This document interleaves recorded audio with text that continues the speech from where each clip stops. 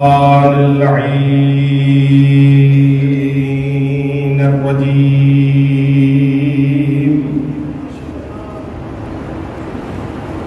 بسم الله الرحمن الرحيم.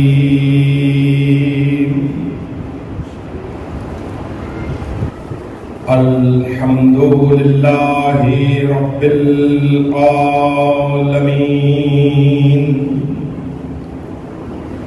الصلاة والسلام على أشرف خلائق أجمعين.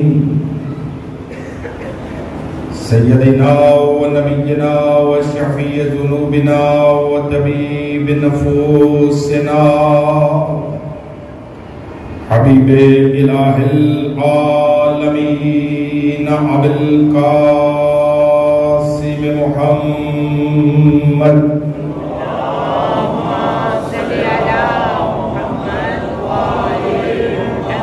وأهل بيته الأطيبين الأطهرين المعصومين المنتخبين المنتجبين الهداة المهديين الذين أذهب الله عنهم الرجس وطهرهم تطهيرا.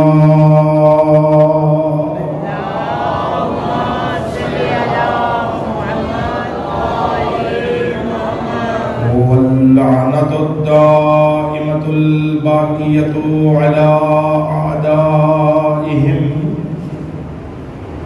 ومنكر فضائلهم وغاصبي حقوقهم أجمعين.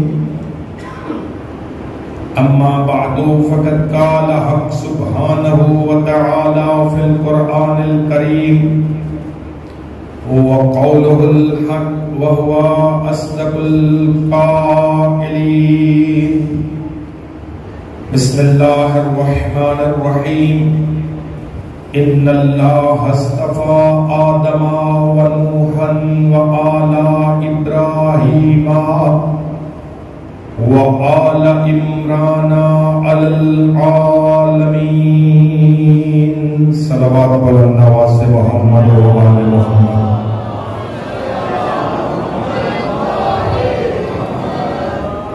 گزارش آپ عزیزوں کی خدمت میں ہوگی کہ اس بکھرے ہوئے گلشن کو جمع فرمائیں اور مجلس کا ایک بہتر ماحول بنانے کی کوشش کریں. آپ حضرات جتنے پیچھے تشریف فرمائیں ہیں وہ اگلی صفوں میں آنے کی کوشش فرمائیں. حضامت فرمائیں کہ یہ بچے بہت آگے جو بیٹھے ہوئے ہیں، آپ حضرات آگے بہت ساری جگہ ہے.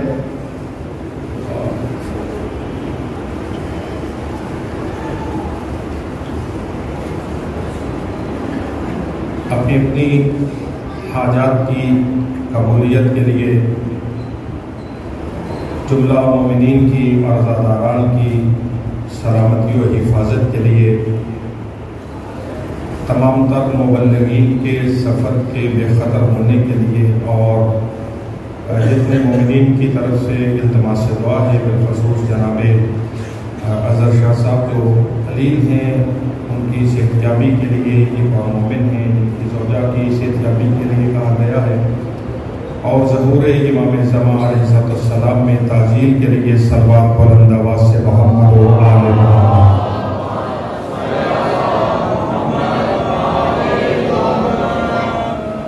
عزیزان گرامی قدر، واجب الاحترام سامعین حضرات،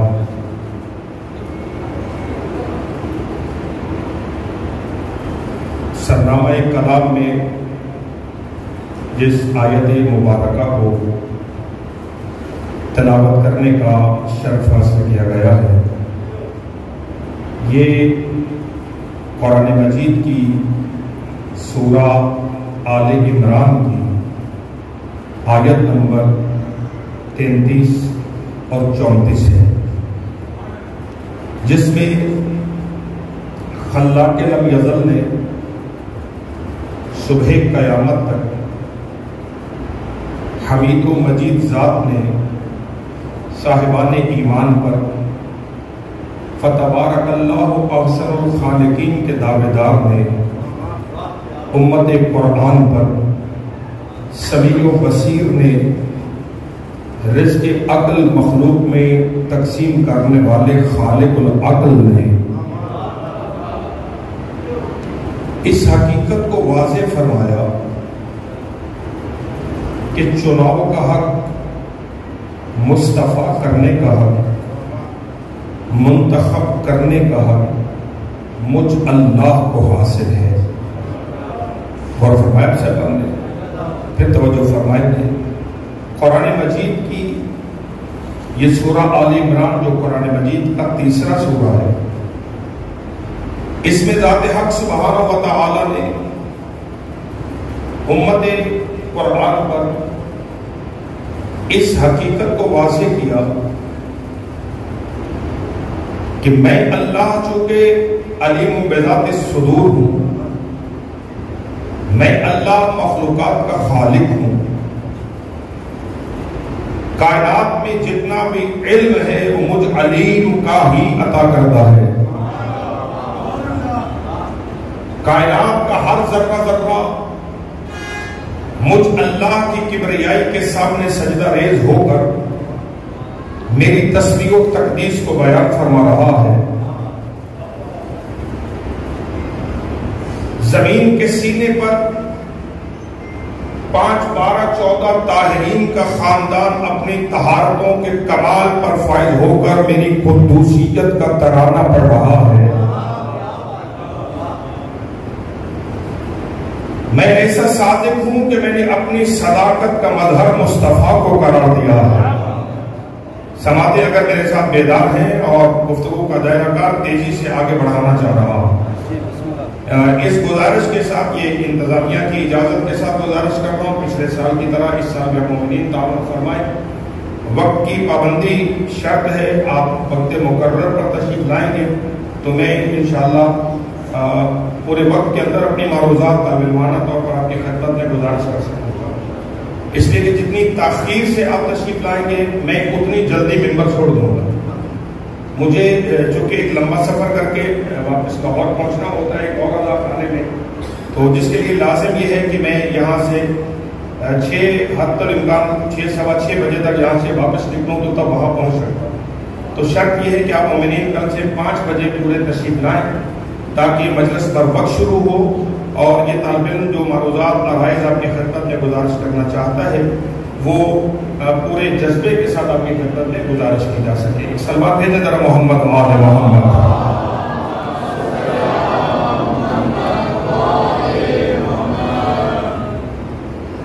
ایسا خالق لم یزل کہ جس نے اپنی صداقت کا مظہر مصطفیٰ کو قرار دیا، جس نے اپنی قہاریت کو وجود علی سے ظاہر کیا،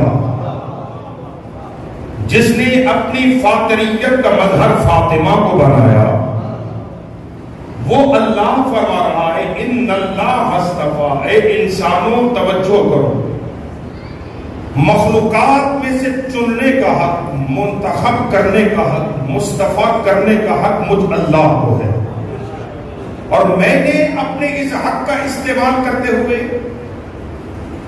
جسے چنا ہے اس کا اعلان زبان بے زبانی سے کر رہا ہوں۔ اور فرما رہے صاحب جسے میں نے منتخب کیا ہے اس کے انتخاب کا اعلان میں اللہ قرآن کی آیتوں میں کر رہا ہوں۔ ان اللہ اصطفیٰ آدم و نوحً، تحقیق اللہ نے مصطفیٰ کیا، تحقیق اللہ نے چن لیا، بے شک اللہ نے منتخب کیا۔ کسے منتخب کیا؟ آدم کو منتخب کیا۔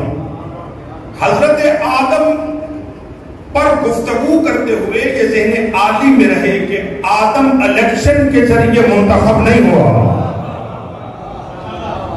تو نے فرما رہے تھے آدم کو اللہ نے چنا، ونوحً جیسے اللہ نے حضرت آدم کو اپنے علم کے بلبوتے پر منتخب کیا، اسی طرح اس سمیع و بصیر نے حضرت نوح کو بھی منتخب کیا. یہاں دو شخصیتوں کا ذکر ہوتا جو ہے سبھی حضرت کی نہیں. یہاں دو شخصیتوں کا ذکر ہوا. آدم کو چنا, نوح کو چنا. اب اس کے بعد لہجہ پروردگار بدلا. وَآلَ ابراہیم, ہم نے ابراہیم کی آل کو چن لیا. وَآلَ عمران, اور آل عمران کو منتخب کیا. کہاں کہاں پہ منتخب کیا؟ العالمین. عالمین میں سے ہم نے آدم کو چنا ہے, ہم نے نوح کو چنا ہے, اور ہم نے آل ابراہیم کو چنا ہے, اور ہم نے آل عمران کو چنا ہے. زیر عالی میں عزیزان محترم, آج گفتگو چونکہ ابتدائی اور تمہیدی گفتگو ہے تو ممکن ہے کچھ شکیل باتیں گزارش کروں, مگر اس کا کچھ کا صدقہ ساتھ چلتے آئیے گا. چننے والا فرمایا میں اللہ نے آدم کو چنا. اب آدم جو چنا ہوا ہے اللہ کا وہ کتنا باعظمت ہے. آدم کے شرف اور بزرگی کو سمجھنے سے پہلے چننے والے کی بزرگی پہ نگاہ رکھنی پڑے گی کہ جس نے چنا ہے, جس نے منتخب کیا ہے, وہ اللہ کی شان کا مالک ہے, وہ اللہ کس عظمت کا مالک ہے. یہی وجہ ہے کہ وہ چننے والا خود اپنی عظمت کے پیش نظر اعلان فرما رہا ہے. یسبح للہ ما فی السماوات و ما فی الارض الملک القدوس العزیز الحکیم. اے لوگوں یاد رکھو, جو کچھ زمینوں میں ہے, جو کچھ آسمانوں میں ہے, وہ سب کا سب اللہ کی تسبیح بیان کر رہا ہے. اور فرما رہے کہ یسبح للہ ما فی السماوات و ما فی الارض. کس اللہ کی تسبیح؟ زمین کے ذرے ہوں یا آسمان کے ذرے ہوں, وہ تمہاری نگاہ میں ہوں یا تمہاری نگاہ میں نہ ہوں. عقل انسانی وہاں تک پہنچے یا عقل انسانی وہاں تک نہ پہنچے, اس ذرے کی آواز تسبیح ہم سن سکیں یا نہ سن سکیں, لیکن اللہ فرما رہا ہے کہ یسبح للہ ما فی السماوات و ما فی الارض.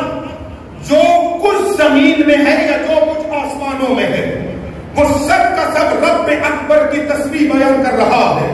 کون رب اکبر؟ کس اللہ کی تسبیح بیان کر رہا ہے؟ خود وضاحت فرما رہا ہے اللہ. کس اللہ کی؟ الملک. وہ اللہ کے جو اس پوری کائنات کا مالک و مختار ہے.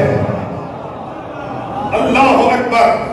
امام الموحدین کے ماننے والے تشریف فرما ہے, ساتھ نہ چھوڑیے گا, بس ساتھ چلتے آئیے گا, اس لیے کہ اگلی مجلسوں کی ٹوٹل جو بنیاد ہے وہ اسی آج کی مجلس کے اوپر ہے. یسبح للہ ما فی السماوات و ما فی الارض. جو کچھ زمین و آسمان میں ہے, جو سب کا سب تسلسل کے ساتھ اللہ کی تسبیح بیان کر رہا ہے. کس اللہ کی تسبیح؟ الملک. وہ اللہ جو مجبور نہیں ہے, مجبور نہیں ہے, مالک ہے. کیسا مالک ہے؟ سورہ مبارکہ الملک میں کا تبارک الذی بیدہ الملک وہو علی کل شیء قدیر. ببرکت ہے وہ ذات جس کے قبضہ اختیار میں ملک ہے. وہو علی کل شیء قدیر. اور وہ اس ملک کی, اس مملکت کے ہر ذرے پر قدرت بھی رکھتا ہے. اس کی قدرت کا مقام کیا ہے؟ الذی خلق الموت والحیات لیبلوکم ایکم احسن عملا.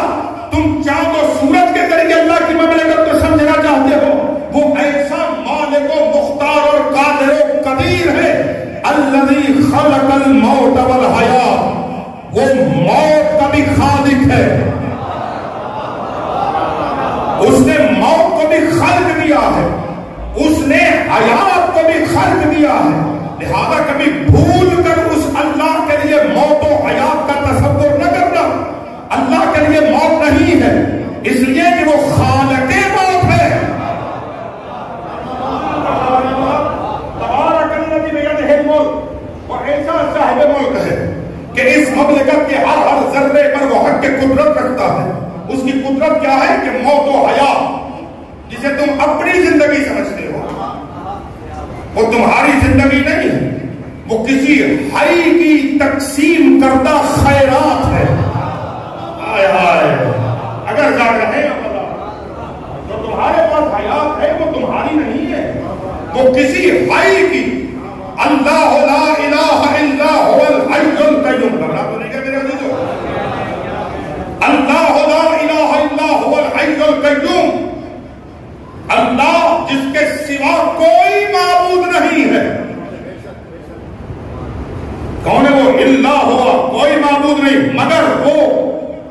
یہی تو کمال فخر پہ علی مولا نے بھی کہا تھا، یہوا لا یعلم ما ہوا ولا این ہوا ولا حیث ہوا ولا کیف ہوا الا ہوا.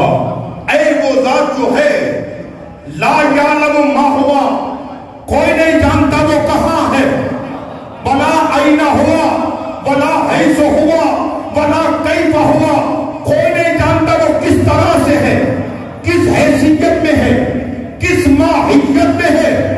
الا ہوا، مگر ماننا پڑے گا وہ ہے. اللہ اکبر. علی فرمائے لا یعلم ما ہوا، کوئی نہیں جانتا وہ کیا ہے. اینا ہوا، کہاں ہے. یہ ہم اپنی مجبوری، لغت کی مجبوری کی وجہ سے کہتے ہیں وہ جو اوپر بیٹھا ہے. نہیں، جو بیٹھا نہیں ہے، جو بیٹھتا ہے وہ مخلوق ہوتی ہے، خالق نے. اللہ اکبر. جو بیٹھتا ہے وہ مخلوق ہوتی ہے، خالق نے. اس لیے کہ بیٹھنے کے لیے مولانا قبلہ میرے برادر بزرگوار تشریف فرمائے، بیٹھنے کے لیے جسم چاہیے، اور جسم ہمیشہ جگہ گھیرتا.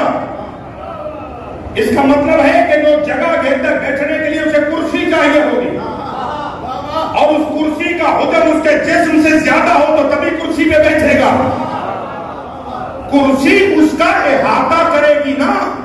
اور جو کسی بھی شے میں سما جائے وہ مخلوق تو ہو سکتی ہے، خالق نہیں ہو سکتا. وہ مخلوق تو ہو سکتی مگر وہ خالق نہیں ہو سکتا. اور جو فرمانے اللہ ہو رہا ہے، اسی بار فرمانے لا یعلم ما ہوا، کوئی نہیں جانتا وہ کیا ہے. ولا این ہوا، کوئی نہیں جانتا وہ کہاں ہے. ولا حیث ہوا، کوئی نہیں جانتا وہ کس حیثیت میں ہے. ولا کیف ہوا، کوئی نہیں جانتا کس کیفیت میں ہے. مگر علی فرمانے الا ہوا، مگر تمہیں ماننا پڑے گا وہ ہے. یا علی کیوں مانے وہ ہے؟ کہ اس لیے کہ 14 کے سجدے بتا رہے ہیں وہ ہے.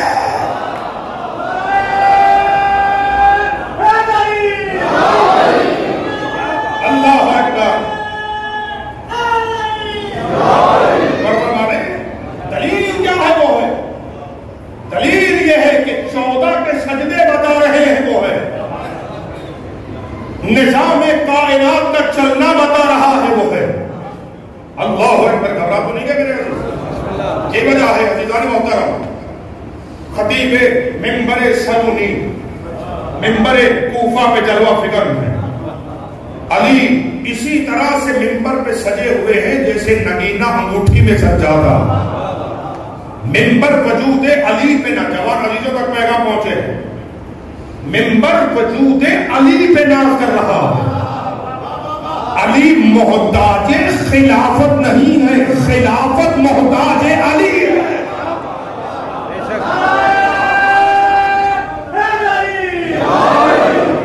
علی محتاج خلافت نہیں ہے، خود خلافت محتاج ہے، علی ہے. اس لیے کہ اگر علی جملہ پہنچے بیدار ہے پتا، تھوڑا سا ہاتھ کھولیں گے حضور. اگر علی محتاج خلافت ہوتا، بھائی جان دعا فرمائیں گے، اگر علی محتاج خلافت ہوتا تو پھر علی بیعت ایسے لیتا، ایسے نہ لیتا. ہائے ہائے. پھر علی بیعت محتاج خلافت ہوتا تو پھر علی مولا. یہی وجہ ہے نا جب 35 ہجری میں میری مومنین کو مشترکہ امت نے، ساری امت نے یکجا ہو کر علی کو خلافت کے لیے بلایا کہ یا علی زمام خلافت سنبھال. کسی نے کہا کہ یا علی ہاتھ بڑھائیے، نہیں فرماتے نہیں، گھر کی دہلیز پہ بیعت نہیں لوں گا، اس لیے کہ علی خلیفۃ الرسول کے حوالے سے بیعت لے رہا، لہذا علی بیعت وہاں لے گا جہاں نبی بیعت لیتے تھے. توجہ، اگلا دن ہوا، اعلان ہوا کہ علی مسجد میں، سارا مجمع ہے میرے ساتھ، یہ پیچھے والے حضرات جو ہے، اعلان ہوا کہ آج علی مسجد النبی میں آئے. سلمان، کمبر، بودر، مقداد، حذیفہ. یا جو ذرا بدل دوں، اس زمانے میں جس جس کے ماتھے پہ علی کی ولایت کا تمغہ سجا تھا، وہ سب کے سب حراوت دستے کے طور پر مجمع بنانے میں مصروف ہے. اب سب لوگوں کی نگاہیں، اپنوں کی بھی بیگانوں کی، سب کی لگی ہیں علی آئیں گے کیسے. علی اپنے گھر سے اس انداز سے برآمد ہوئے کہ امامہ پیغمبر علی کے سر پہ سجا ہے. جی سامنے بیٹھ ہوتے وقت یہ بخل نہیں کرنا، امامہ پیغمبر علی کے سر پہ ہے، پیراہن پیغمبر علی سے بے تر کیے ہوئے، کمر بند نبی علی نے اپنی کمر میں باندھا ہوا، عصائے پیغمبر علی کے ہاتھ میں ہے، نالین پیغمبر علی پاؤں میں پہن کر. یا جملہ بدل دوں، 25 سال رحلت پیغمبر کے 25 سال کے بعد مسجد النبی کے دروازے پہ امت نے پھر محمد کو دیکھا. اللہ اکبر، اللہ اکبر. امت نے پھر دوبارہ مصطفیٰ کو دیکھا. علی اسی انداز میں جیسے پیغمبر اسلام بڑھتے تھے، اسی انداز سے قدم اٹھاتے اٹھاتے آگے بڑھے. اب اپنوں کو تو پتا تھا نہیں کہاں جائے گا، مگر کچھ ایسے بھی جب وہ سوچنے لگے اب علی ہے نا. کسی کے ذہن میں تھا کہ بیٹھیں گے پستی میں، کسی پست ذہن نے سوچا کہ علی پستی میں بیٹھیں گے، مگر جانتے ہی نہیں تھے بلندیاں جس کی دہلیز کا طواف کر رہے ہیں. توجہ ہے کہ نہیں؟ اب اللہ صاحب ہے میرے علی مولا بڑے منبر کے سینوں پہ علی نے قدم رکھنے شروع کیے. امیر المومنین اسی مقام تک پہنچے جہاں پر رسول اللہ تشریف فرما ہوتے تھے.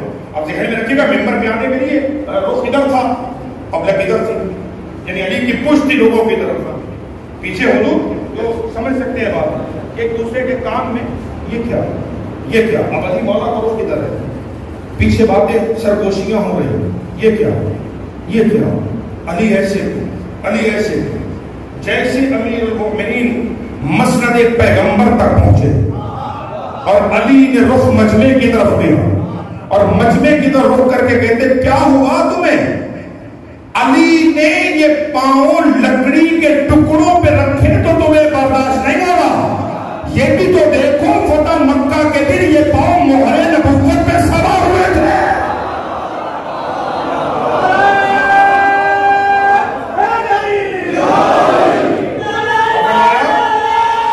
سارے ملیں گے. اللہ اکبر. امیر المومنین مسند پیغمبر پر جانشین پیغمبر کی حیثیت سے تشریف فرما ہوئے.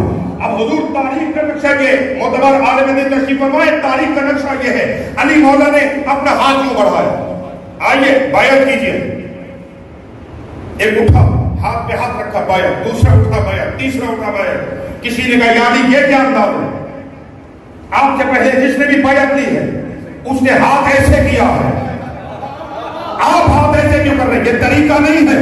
علی فرماتے سمجھو میں بیعت تم سے لے رہا ہوں، بیعت تم سے مانگ نہیں رہا.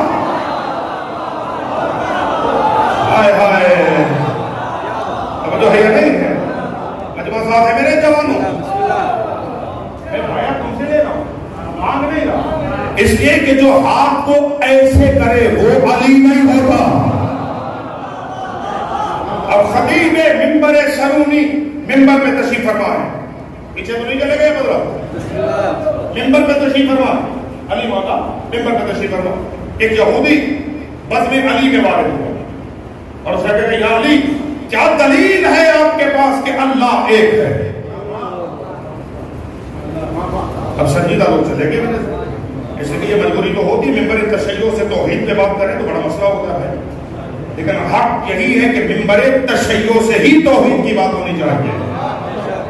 اس لیے کہ ہم نے توحید اپنے نظریات سے نہیں لی ہے، ہم نے توحید دہلیز علی سے لی ہے. توجہ ہے یا نہیں؟ کیا دلیل ہے آپ کے پاس کہ اللہ ایک ہے، دو خدا نہیں ہو سکتے؟ علی مولا نے سمجھانا شروع کیا، یہ دلیل ہے، ایسے ہے ایسے ہے. اس کا نہیں، مثال ایسی ہو کہ جس کے بعد کوئی اعتراض کرنے کا موقع نہ رہے، اور مثال بھی ایسی ہو جو محسوس ہو. جوانوں توجہ کرنا، مثال بھی ایسی ہو جو محسوس ہو. اب جیسے اس نے مجبور کیا علی مولا، اب چونکہ علی کتابیں پڑھ کے تو علی نہیں بنا، علی عالم علم لدنی ہے، علی علم رسول کا وارث ہے، علم ما کان و ما یکون. ذہن عالی میں رکھنا، میں قبلہ کی موجودگی سے استفادہ کرنا چاہ رہا ہوں. آپ میرے دل کے ارادے سے آگاہ نہیں ہیں، میں آپ کے ارادے سے آگاہ نہیں ہوں، لیکن مولا ہم دونوں کے ارادوں سے آگاہ ہے. میرے ذہن میں کیا ہے یہ میرا مولا جانتا ہے. اور ذہن عالی میں رکھے گا، جو اپنی رعیت سے غافل ہو وہ امام نہیں ہوتا.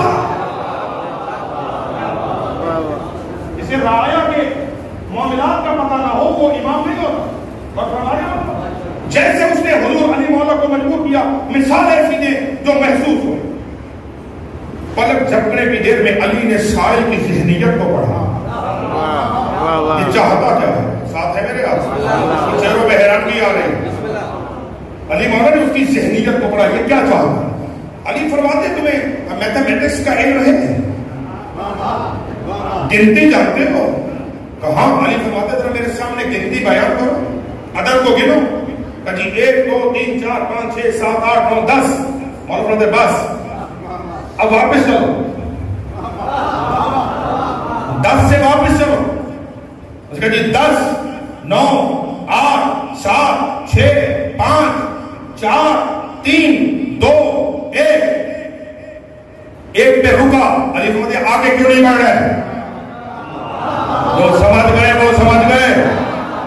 علی فرماتے کہ بتاؤ تم نے ایک کہا نا، 10 سے 1 تک آئے ہو، نیچے سے اوپر تک آئے ہو نا، اب بتاؤ 1 سے پہلے کیا ہے؟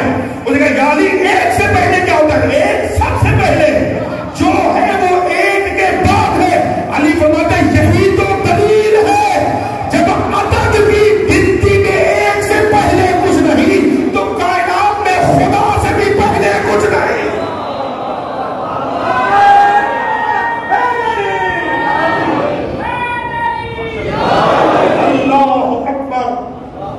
اللہ اکبر. علی فرماتے جب گنتی میں، عدد میں، جب 1 سے پہلے تو کچھ بھی نہیں کہہ رہا کہ 1 سب سے پہلے جو ہے اس اول کے بعد ہے. اور فرمایا کہ اللہ کون ہے؟ وہ اول الاولین ہے، ہر اول سے پہلے. گھبرا گئے؟ ہر اول سے پہلے ہے. یہی وجہ ہے نظام محترم کہ سید رضی شریف رضی نے پہلا خطبہ جو نہج البلاغہ کا لکھا، امیر المومنین کے پہلے خطبے سے اس نے جو کتاب کا آغاز کیا. اور یہ بھی ذہن میں رہے گی، میں جملہ تذکراً گزارش کرتا ہوں، نہج البلاغہ تصنیف علی نہیں ہے. نہج البلاغہ امیر المومنین کے قلم سے نکلی ہوئی کتاب کا نام نہیں ہے، اور نہ ہی نہج البلاغہ علم علی کا نام ہے.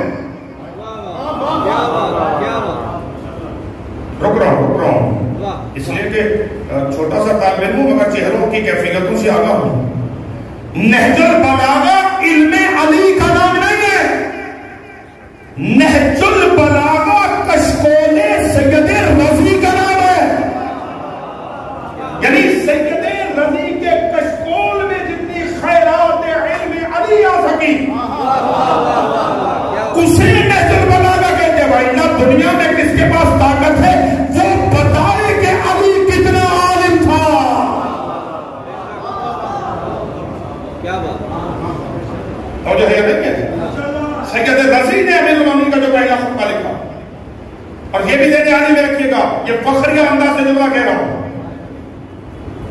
دنیا میں بہت بڑے بڑے ایسے معلم توحید ہوں گے اور مدرس اسرار توحید ہوں گے جنہوں نے توحید کو بیان کیا، لیکن یہ جملہ تاریخ میں سوائے علی کے علماء کسی کے بارے نہیں لکھ سکے۔ علماء مصر میں ازہر یونیورسٹی کے علماء نے لکھا کہ اگر فضائے دہر میں توحید سے متعلق علی کے خطبے بلند نہ ہوتے تو مخلوق جان ہی نہ سکتی خالق کی عظمت کیا ہے۔ مخلوق کو خبر ہی نہیں ہوتی کہ اللہ کی عظمت کیا ہے۔ توجہ ہے نہیں، اسی پہلے خطبے میں علی فرماتے ہیں الحمدللہ الذی لا یبلغ مدحتہ القائلون، تعریف اس اللہ کے لیے ہے کہ مدحت بیان کرنے والوں کی مدحت جس کی مدحت کو بیان نہیں کر سکتی۔ اللہ اکبر، الحمدللہ الذی، سنا گئے کچھ حضرات، الحمدللہ الذی لا یبلغ مدحتہ القائلون، بیان کرنے والے، حمد کرنے والے جس کی حمد کرنے سے عاجز ہے، ولا یحصی نعماءہ العادون، اور کس میں جرأت اور طاقت ہے کہ وہ اللہ کی عطا کردہ نعمتوں کو شمار کرے، ولا یؤدی حقہ المجتہدون، معرفت الہی کے راستے میں جد و جہد کرنے والا کوئی بھی اس اللہ کی کنہ معرفت سے عاجز ہے۔ میرا مولا یہ تھوڑا بیدار ہو جائے، گفتگو شکیل ہو گئی ہے۔ لا یؤدی حقہ المجتہدون، کوئی بھی اجتہاد اور کوشش کرنے والا معرفت الہی کے راستے کو، سیر و سلوک کو طے کرتے ہوئے کوئی بھی اس اللہ کی معرفت کا حق ادا نہیں کر سکتا۔ کیوں؟ الفاظ اس لیے الذی لا یدرکہ بعد الہمم، کوئی اس کی معرفت تک کیسے پہنچے گا؟ اس لیے کہ جب وہ وہم و ادراک میں آتا ہی نہیں ہے۔ الذی لا یدرکہ بعد الہمم، اس اللہ تک وہم و گمان و ادراک اس کا احاطہ نہیں کر سکتے۔ ولا ینالہ غوث الفتن، غوطہ زن معرفت الہی کے سمندر میں غوطہ زن ہونے والے اس تک پہنچ نہیں سکتے۔ آپ حیران ہو گئے، چلو میں بڑے قریب سے بات لیتا ہوں، یہی تو وجہ ہے نا، پیغمبر نے علی کا چہرہ دیکھا اور علی مولا کا چہرہ دیکھنے کے بعد سرکار نے یہ جملے گئے، یا علی اگر ساری کائنات کا سمندر سیاہی میں بدل جائے، پانی سیاہی بنے، درخت کلمے بنے، جن و انس و بشر ملائکہ لکھنے والے بنے، جن و انس حساب کرنے والے بنے، ما احسن فضائل علی ابن ابی طالب، یا علی کے چرندوں پرندوں جمادات و نباتات و حیوانات یہ سب مل کر بھی چاہے تو اے علی تیری ایک فضیلت کو بھی شمار نہیں کر سکتے۔ تو جب مخلوق بندے کے فضائل شمار نہیں کر سکتی تو پھر جس علی کی ربوبیت، جس اللہ کی ربوبیت پر خود علی ناز کرتا ہے، اس خدا کی ربوبیت پر خود علی ناز کرتا ہے، اس اللہ تک کوئی کیسے پہنچے گا؟ اللہ اس کی نعمہ اللہ، اس اللہ کی نعمتیں شمار میں آنے والی نہیں ہے۔ کوئی چاہے بھی اللہ کی نعمتوں کو، حضور توجہ فرما رہے ہیں، کوئی چاہے بھی خدا کی نعمتوں کو شمار کرنا تو اللہ کی نعمتوں کو شمار نہیں کر سکتا، ممکن نہیں ہے۔ یہی وجہ ہے عزیزو، پھر اس خدا نے اعلان کیا میرے راستے معرفت کو طے کرنے والوں، آؤ ذرا حقیقت کو دیکھو تو صحیح کہ وہ چننے والا کیسا حکیم ہے۔ بات مالک پہ رک گئی ہے، کس کی تسبیح ہو رہی ہے کائنات میں؟ اس کی جو مالک کائنات ہے، اور کیسا مالک ہے؟ اس نبی سے کہا کلہم مالک الملک، میرا محمد تو اپنی کوثر و سلسبیل سے دھلی ہوئی زبان سے فرما دے اللہم مالک الملک، تو مالک الملک ہے، تو مالک الملک ہے، تؤتی الملک من تشاء، تو جسے چاہتا ہے ملک دے گا، وتنزع الملک ممن تشاء، اور جس سے چاہتا ہے تو ملک چھین لیتا ہے، بیدک الخیر، تیرے قبضہ اختیار میں خیر ہے۔ اور یہ مذہب جعفریہ کا عقیدہ لے کے جائیے گا ممبر سے بصدقہ حسین، اس لیے کہ ذکر حسین سے خدائے حسین تک پہنچو۔ یہ مذہب جعفریہ کا عقیدہ ہے کہ الخیر من اللہ، خیر اللہ کی طرف سے ہے، شر اللہ کی طرف سے نہیں۔ بیدک الخیر، تیرے قبضہ اختیار میں خیر، وہ مالک ہے۔ پھر کہا القدوس، وہ ایسا طہارتوں کا خالق ہے کہ قدوسیت اس کی ذات کے لیے زیبا ہے۔ ناراض ہو گیا بھائی جان؟ مجمع ساتھ ہے میرے؟ امید ہے کہ پیغام پہنچ رہا ہوگا۔ وہ ایسا قدوس ہے کہ اس نے طہارتوں کو خلق دیا۔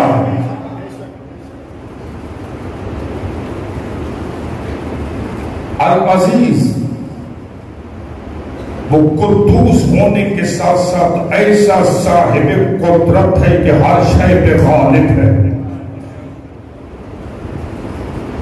العزیز الحکیم، وہ مالک ہونے کے ساتھ ساتھ، قدوس ہونے کے ساتھ ساتھ، عزیز ہونے کے ساتھ ساتھ وہ حکیم ہے، یعنی ایسا صاحب حکمت ہے کہ حکمت کے بغیر کوئی فعل انجام نہیں دے گا۔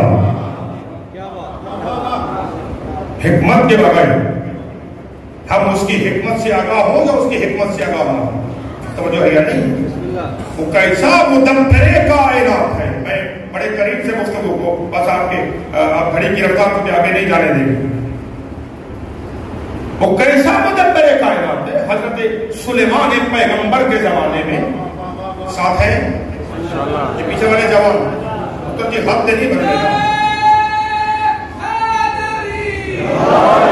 عزم حسین میں تشریف فرما ہے تو خیرات مانگیے خدا سے، اور بھیک مانگنے والوں کو ہاتھ کھولنا پڑتا ہے۔ در حسین پہ بیٹھے ہو تو ہاتھ کھول کے بیٹھے۔ جناب سلیمان ایک دن دریا کے کنارے پہ کھڑے ہیں اور دریا کے مد و جزر کو مشاہدہ کر رہا ہے۔ لہریں ایک دوسرے کے اوپر آ رہی، پیغمبر مشاہدہ کر رہا کہ پانی کی لہریں کس انداز سے خالق لم یزل کی مدحت بیان کر رہی ہیں۔ پانی کی لہریں کس انداز سے خدا کی تسبیح بیان کر رہی ہیں۔ یا اسی اسنا میں نگاہ پیغمبر نے دیکھا، جناب سلیمان کی نگاہ نے دیکھا کہ ایک چیونٹی چلی آ رہی، اس چیونٹی کے منہ میں ایک چھلکا ہے یا تنکا جو بھی ہے وہ لیے ہوئے دریا کے کنارے پر آ رہے۔ ابھی چیونٹی دریا کے کنارے پہ آئی تو دریا کے اندر سے مچھلی نے منہ نکالا۔ جیسے مچھلی نے منہ نکالا تو اب وہ چیونٹی مچھلی کے منہ میں چلی گئی۔ حضرت سلیمان نے سمجھا کہ ٹھیک ہے اس کی خوراک ہوگی تو ہڑپ کر دی ہوگی مچھلی۔ کچھ دیر کے بعد وہ مچھلی دوبارہ کنارے پہ ظاہر ہو گئی۔ اس نے منہ کھولا تو وہ چیونٹی مچھلی کے منہ سے باہر آ گئی۔ جیسے چیونٹی کے منہ مچھلی کے منہ سے چیونٹی باہر آ گئی، مچھلی پانی میں چلی گئی، چیونٹی اپنے راستے پہ۔ پیغمبر نے یہ عجیب و غریب منظر دیکھنے کے بعد چیونٹی کو آواز دی، واپس آؤ۔ چیونٹی کے بڑھتے ہوئے قدم رکے۔ اب جاگتے ذہنوں سے گفتگو ہے۔ چیونٹی کے بڑھتے ہوئے قدم رکے، سمت کو بدلاؤ، واپس پیغمبر کی جانب بڑھنے لگی۔ چیونٹی ہے مگر جانتی ہے جب نبی بلائے تو آ جاؤ۔ واپس ہوئی، سرکار نے ہاتھ آگے بڑھایا، چونٹی پیغمبر کے ہاتھ میں آئی۔ جناب سلیمان چونکہ کلام کرتے تھے، میں یہ کیا ماجرا ہے؟ اگر تم مچھلی کی خوراک تھی تو پھر مچھلی نے تمہیں ہڑپ کیوں نہیں کیا؟ اور اگر تم خوراک نہیں تھی مچھلی کی تو پھر مچھلی تمہیں واپس کیوں چھوڑنے کے لیے آئی؟ یہ کیا ماجرا ہے؟ کہا کہ اے پیغمبر اسلام، اے جناب سلیمان، سارا مجمع ہمارا گوش ہے میرے ساتھ، اے جناب سلیمان، اس دریا کی تہ میں ایک پتھر ہے اور اس پتھر میں ایک نابینا کیڑا ہے جو اپنی روزی روٹی کے لیے آگے پیچھے نہیں جا سکتا۔ اس تک رزق پہنچانے کے لیے اللہ نے خشکی سے مجھے منتخب کیا، خشکی سے مجھے منتخب کیا، تری سے اس مچھلی کو منتخب کیا، اس لیے کہ میں خشکی سے تنکا تو اٹھا سکتی ہوں، پانی میں نہیں جا سکتی، لہذا یہ مچھلی روزانہ آتی مجھے منہ میں بٹھاتی ہے، اس پتھر تک لے کے جاتی ہے، میں یہ تنکا جو کو اس نابینا کیڑے کے منہ میں دے کر پھر واپس آتی ہوں۔ اور مسلمانوں کچھ تو غور کرو، جو اللہ ایک نابینا کیڑے تک رزق پہنچانے کے لیے ایک چیونٹی کو وسیلہ بنا دے، تمہیں کوئی اعتراض نہیں ہے، اور صاحب شعور لوگوں تک رزق پہنچانے کے لیے اگر وہ 5، 12، 14 کو وسیلہ بنا دے،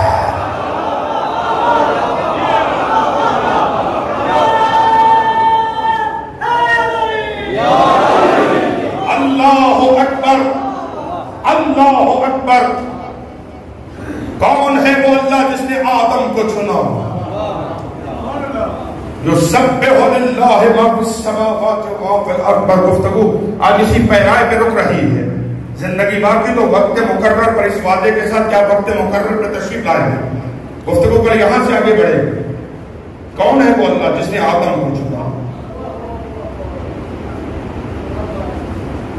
ان اللہ علیم بکل شیء، وہ اللہ جس نے آدم کو چنا وہ ہے جو ہر شے کا علم رکھتا ہے،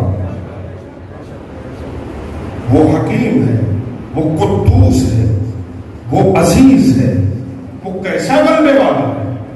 اگر کسی کو اللہ کا غلبہ سمجھ میں نہیں آتا تو وہ لوگ کے سنا پہ حسین کی تلاوت کو سنے۔ اللہ بس اسی اللہ کی قدوسیت اور اسی کی مالکیت اور توحید کو بچانے کے لیے ایک دکھیاری ماں کا بیٹا امن کی پلی ہوئی بہنوں کو لے کے چلا۔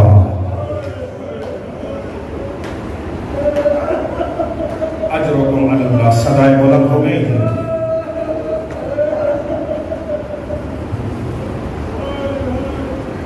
جو سادات تشریف فرما ہے دست ادب بانٹ کے معافی کا طلبگار ہوں۔ یقیناً کل رات سے آپ نے محرم کا چاند دیکھا ہے نا، اور تب سے جس کے بھی دل میں محبت حسین ہے وہ تڑپ رہا کہ کب صف عزا بچھے گی، کب کوئی پڑھنے والا آ کے حسین کے مسائل پڑھے گا، کب میں رسول زادیوں کو لٹے ہوئے حسین کا پرسہ دوں گا۔ مگر عزیزو، آپ انتظار کرتے ہیں نا، ابھی مولانا آئیں گے پھر پڑھیں گے پھر ہم جائیں گے۔ بھائی تشریف فرما ہے، علماء سے یہ جملے سنے بھی ہیں، خود کتابوں میں پڑھے ہیں۔ مقتل یہ کہتی ہے جہاں صف عزا بچتی ہے نا، بخل نہ کرنا، آوازوں کو آزاد چھوڑ دو، اس لیے حسین کے غم میں جب کریا کرو نا اس وقت آوازوں کو حلق میں دبایا نہ کرو، اس لیے کہ یہ اس کے مصائب ہیں جس کی بہنوں کو کسی نے رونے نہیں دیا، یہ اس کی صف عزا ہے جس کی سکینہ کو رونے پر لوگ تماچے مارتے تھے، اور یہ گریا، یہ آنسو کسی بہن کی امانت ہے تمہارے پاس۔ قبل اس کے میں روایت کا جملہ کہوں، یہ سن لیجئے، میرے استاد بزرگوار کا جملہ ہے، وہ فرما رہے تھے ایک مجلس میں کہ جب سیدہ کا کی شہادت ہوئی ہے نا جناب ثانیہ زہرا کی، جب شہادت ہوئی نا غسل و کفن کے بعد جب جناب فضہ فرماتی ہے دکھیاری اور لٹی ہوئی بہن کو قبر میں اتارا گیا نا، تو ام المصائب بی بی کے لب حرکت کر رہے تھے. جناب فضہ فرماتی میں لحد میں اتری، اب جو میں نے ثانیہ زہرا کے لبوں کے ساتھ اپنے کانوں کو لگایا تو ایک آواز آ رہی تھی، لوگوں اب کون مجھے حسین پر رونے سے روکے گا. اللہ اکبر. نہیں معلوم ہے کتنی حسرت تھی زینب عالیہ کو حسین کا ماتم کرنے کی. بس رونے والوں عزاداروں، آپ میں ہم سب انتظار کرتے ہیں نا صف عزا بچھے کی مجلس آغاز ہو جائے گا پھر جائیں گے. مقتل کے جملے یہ ہیں کہ ادھر مومن صف عزا بچھاتا ہے، سب سے پہلے ایک عزادار آتی ہے جو نظر نہیں آتی، وہ پردہ داروں میں آ کے بیٹھتی. وہ کون ہے؟ جنت البقیع کی اجڑی قبر سے زہرا. رو لو، شرم نہیں کرنی ہے، شرم نہیں کرنی ہے. جنت البقیع سے سیدہ سب سے پہلے مجلس اعظا میں تشریف لاتی، جو خواتین میں آ کے بیٹھ جاتی ہے. پڑھو جملہ سادات معاف کریں گے، کیسے آتی ہے؟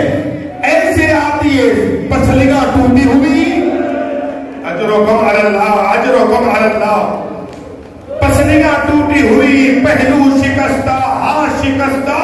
مجھے نہیں پتا کس کس عزادار کو لے کے بی بی آتی، عزاداروں میں آ کے بی بی کو میں بیٹھ جاتی. جب آپ گریہ کرتے نا بلند آواز سے روتے ہو، تمہاری آنکھوں سے آنسوؤں کا سمندر روا ہوتا ہے، اس وقت کیا کرتی؟ اپنا رومال آگے کرتی ہے.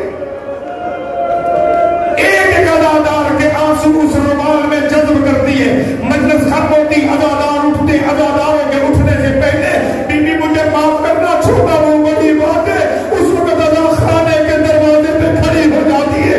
ایک عزادار جب باہر نکلتا ہے نا، اس وقت زخمی ہاتھ ماتھے پہ رکھتی ہے اور رو کے کہتی میں تمہارا شکریہ ادا کرتی ہوں. اجرکم علی اللہ. جن کی سطحیں بلند ہے، نہ رونا پڑے تمہیں اپنوں کے مسائل میں. بس رونے والوں عزاداروں، آ گیا وہ موسم جب دین بچانے کے لیے حسین نے مدینہ سے جانے کا ارادہ کیا.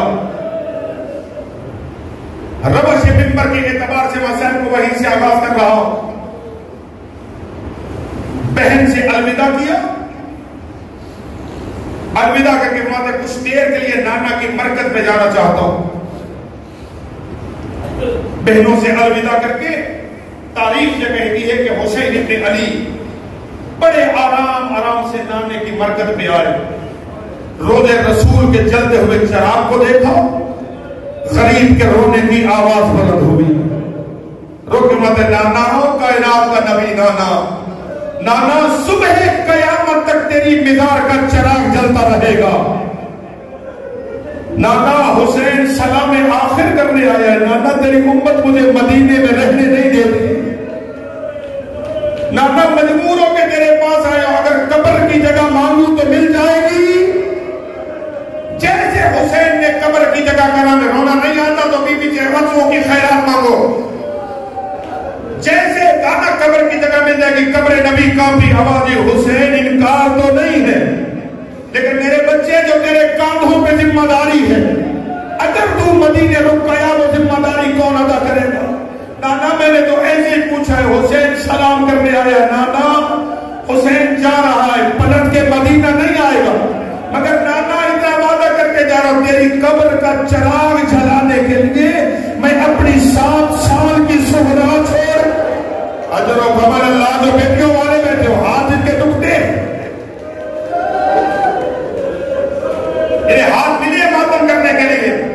نانا میں 7 سال کی بیٹی چھوڑ کے جا رہا ہوں. نانے کا الوداع سلام کر کے آرام آرام سے حسن مصطفیٰ کی مرکز پہ آئے. قبر حسن پہ آ کے سلام کر کے کہتے حسن وہ تجھے زہر ملی.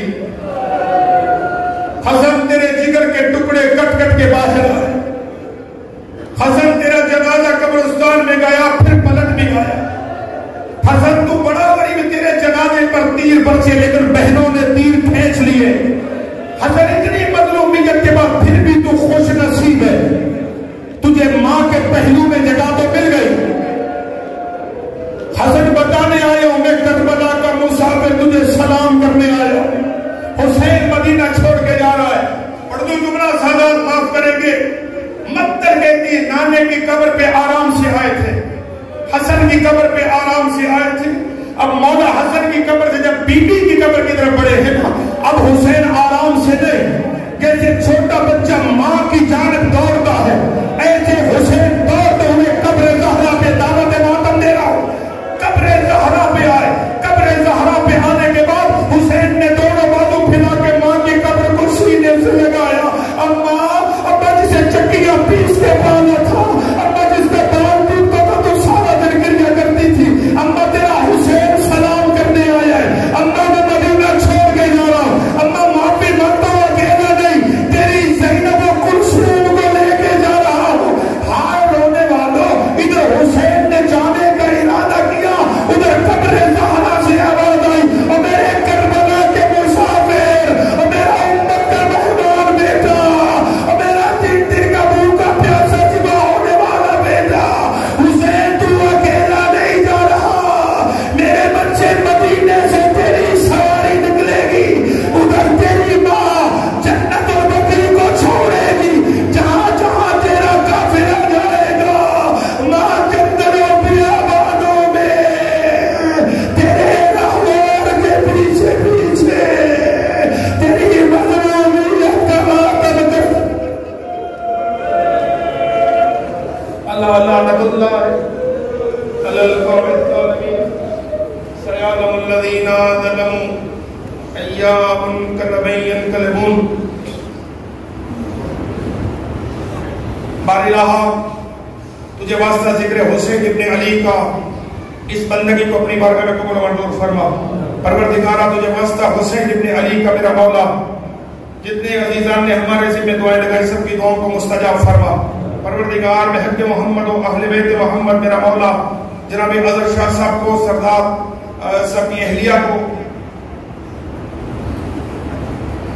پروردگارہ یہ عزیز فرما رہے خان مریض ہے پروردگار, اور اس کے علاوہ ان عزیزوں میں ان کے گھروں میں کوئی بھی بیمار کربلا کا واسطہ شفا کاملہ عاجلہ عنایت فرما.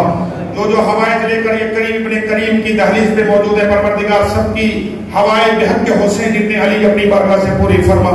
معرفت حسین سے ہمارے قلوب کو منور فرما. پروردگار بحق محمد و اہل بیت محمد عشق و محبت و مودت و معرفت کے ساتھ ہمیں ذکر حسین منانے کی توفیق عطا فرما. کریم اللہ بحق محمد و آل محمد جہاں جہاں جس چیز ذرے پر عزاداری حسین ہو رہی پروردگار تمام جگہوں کو اور اہل و عیال کو پروردگار اپنی محافظت میں قرار فرما. رب کریم بحق محمد و آل محمد اس سرزمین پر بحق حسین اپنا رحم و کرم نازل فرما. اس سرزمین کو پروردگارہ استحکام عطا فرما. رب کریم وارث خون حسین کے ظہور میں تعدیل فرما. ہم سب کو حضرت کے اوال و انصار میں شامل فرما. ربنا تقبل منا انك انت السميع العليم وتب علينا انك انت التواب الرحيم. اللهم صل على محمد وآل محمد وعجل فرج